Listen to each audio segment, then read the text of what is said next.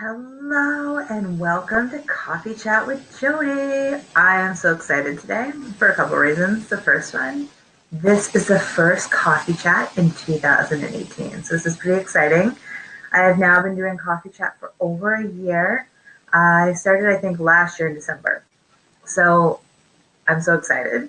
And also here in Canada, where I live, in Waterloo, Ontario, the sun is shining. So I'm really excited because I don't know, there's something about the sun shining, especially when you don't have a lot of sleep the night before. So I just really am excited to have that sun kind of warm my face, even if it might be super cold outside. So, anyways, that's why I'm really excited. So, going into this new year, my goal is to shorten coffee chat and just to really, I know you're a busy mom and we can only sit down and have a quick coffee together. So that's my goal. So let's see if I can reach that goal. So grab your coffee, your tea, and let's come chat with me. Today I want to talk about things you can do, simple things you can do to really make this year amazing. Or for me, I use the word epic because that's my big word this year is epic. And there's just really simple things. This year I'm really going I'm really starting this new year with a whole different perspective. I've done a lot of different work over the past year, and this year is really simple. And actually, it turned out to be one of my words this year is simple. Keeping things simple this year. So that's why I want to give you 5 things you can do to really just keep things simple, but have an amazing year. Reach whatever goals you may want in the back of your mind, but not really focus them on them as much. It's just kind of like a benefit. And I'm hoping to get that blog out that I talked about in the last video out by tomorrow. So as long as my day is productive. So the first one is a big one, but it's simple and it can be very layered at the same time. Is love yourself. And since you're in this group, I figure you probably already know that and try to make it an everyday thing. But it's really just focusing on that love. So if weight loss would be your goal, or even just working out more would be your goal, instead of looking at those as your goal, is look at it as you're eating healthier food because you love your body. You work out because you love your body. You want your body to feel good, not for any other reason. And that's, for me, this is a powerful thing for myself to really discover and move into 2018 with. I actually had a lot of that even last year with working out. I worked out and I completed a program twice. And usually I'd probably, fail, or maybe not fail, but I'd give up halfway. And I went through it twice throughout the whole, in the spring and then right before, and in the summer, I believe. I have to look back now. But I went through the whole entire program. It was a pretty intense program. But I didn't look at it as like, I have to finish this program. I just was really excited to be working out again because my body needed it. So it's just giving your body love. So it's napping when you need it. It's really amazing when you make the focus of love, loving yourself. Pretty much any goal you want to achieve comes from that. Weight loss, feeling better, having more energy. It's allowing yourself to be okay napping because that's what your body needs. It's loving your body, knowing, okay, I didn't get a good night's sleep, and now I need to figure out how else I can get my body that break and that rest. And it's just coming at it a whole different thing instead of, like I have to change this or I have to change that. It's I love my body and what can I do to show it my love? So that's just a really, in my opinion, it's simple, like I said though, but it can be very complex at the same time. And it really depends on your level, I guess, of where you want to start at. I've been doing this for quite some time, so I'm at a pretty deep level these days for that, and I'm really excited. So I hope you are too. And then I already mentioned this one. Really, it's keeping things simple. It's for me personally. I'll share how I'm keeping things simple this year. Is I've only picked words. Actually, I had one, and it was epic. And then I was going into the new year. I'm really just centering myself to really fully be prepared for the new year. I discovered that my other words are, well, one is fun. I want to focus on fun this year, not take things so seriously. And simple. Simple's a big one for me. And connection. Connecting on like a deeper level with people. I've really lost a lot of connection this past year because I've really almost put my blinders on, keeping my social life and my, like, I just was like business, business, and business. And instead of just is refinding that balance and reconnecting with friends that I have absolutely missed, and just really that. But it's keeping it simple, picking words if you want, or feelings that you might want to feel this year. Like for me, I said fun, and just not taking things so seriously. So it's really just keeping it simple. I am one of the ones that would have a huge goal, or huge goals going into the new year, where I'd break it down into financial, business, or like just I had huge breakdowns, like of where I want to reach my goals, and that is absolutely okay.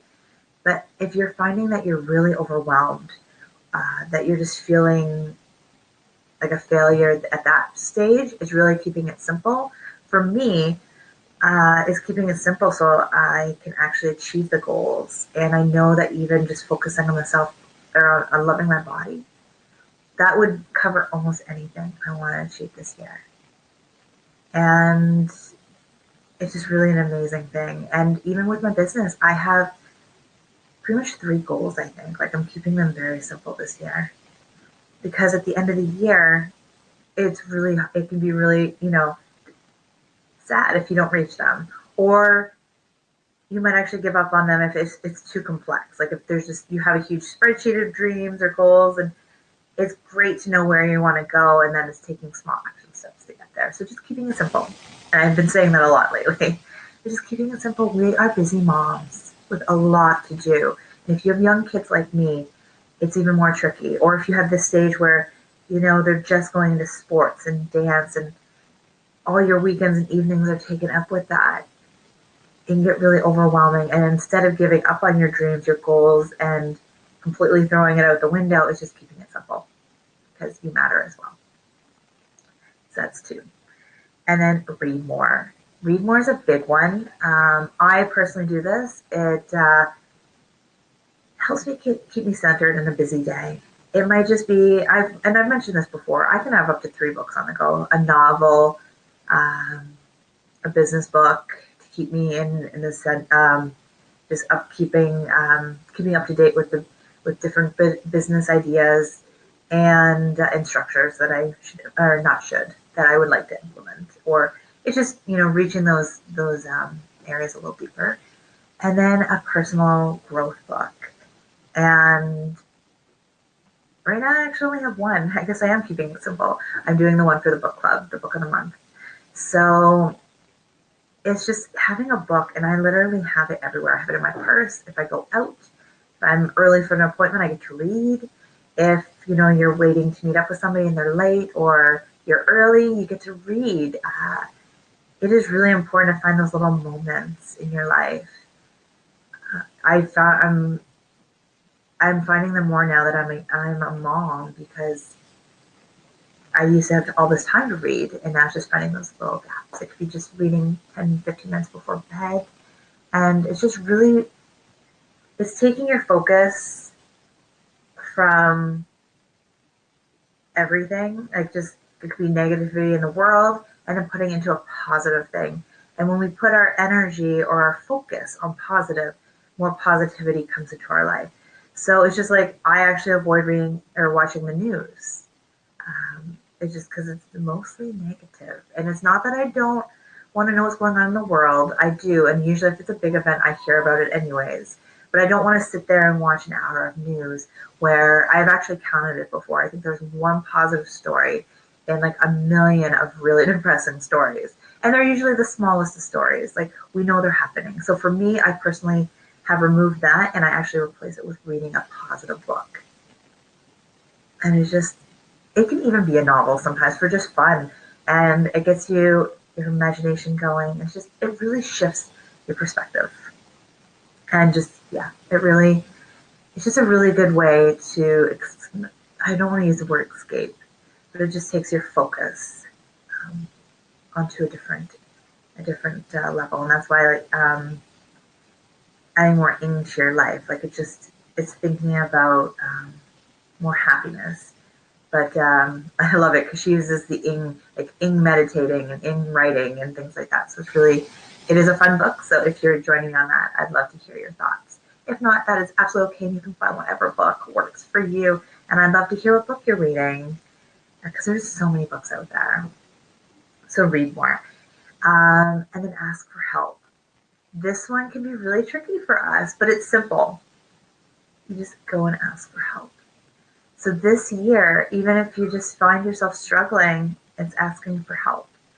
And I personally have asked for help last year. I decided to reach out and get a business coach. I went way, way out of my comfort zone and way, way out of my money comfort zone and picked a business coach because I knew I needed help. I did do when I went through to become an empowerment coach. Part of the schooling was actually to help us with our business side, but then it just kind of I launched the business. You need that support ongoing. So for me, I got a business coach. It's just having somebody to talk to, and it is really necessary in life, I find. And it's just really good coaches have coaches. It just that's the thing. Even therapists, a good therapist will have a therapist. We all need somebody to talk to.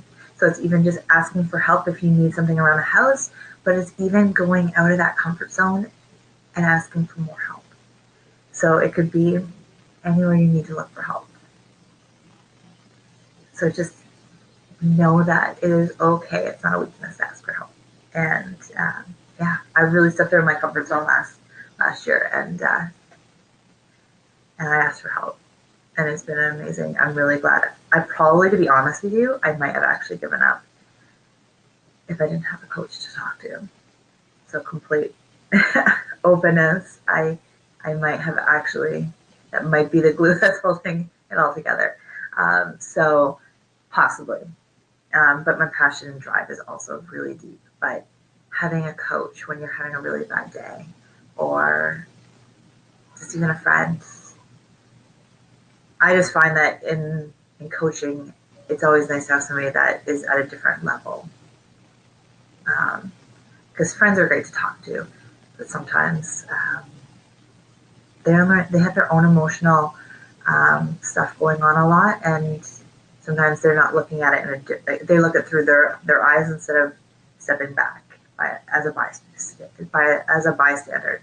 So, anyways, but just a big one, like it's just I literally wrote it down, but it's a layered one again. It's just knowing that maybe this year you start asking for help more, and it's looking at where do you need to ask for help? Is it emotional support? Is it having somebody come in and look after your kids more? I think that's a big one for me.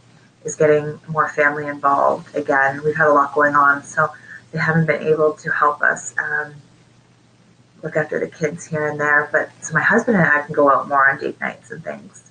But it's just where in your life could you ask for more help? Is it just the simple stuff like do the dishes more, or where could you ask? And I'm actually on the business side actually looking to get a co-op student in here to help me because I have too many things to do and not enough time to do them. So I can actually be here fully with you. I'm outsourcing as well. So we have one more, and this one, I'm glad I ended actually with this one. It's feel your feelings. So I know I mentioned, I think, when I went live on Tuesday for a quick minute, is I used to never feel my feelings.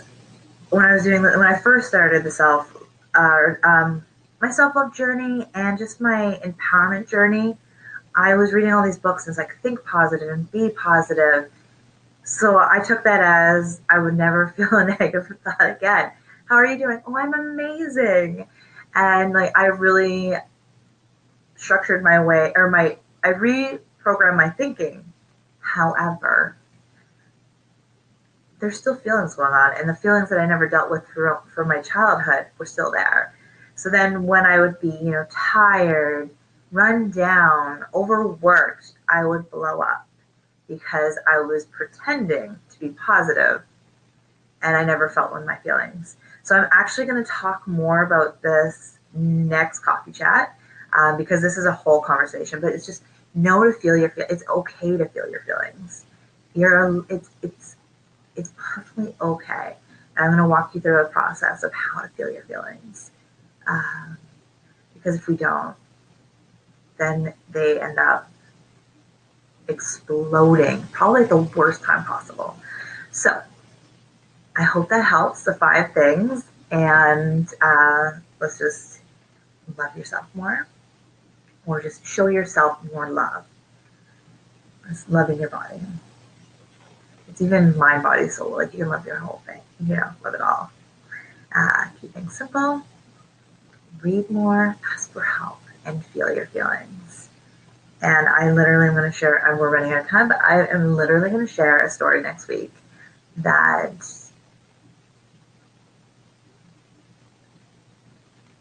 about Christmas. I literally exploded all over the place. It's a messy sauce. Anyways, I hope you have a beautiful week, a beautiful weekend, and I will actually be recording next week's coffee chat because I'm going to be at the forest with my daughter for school.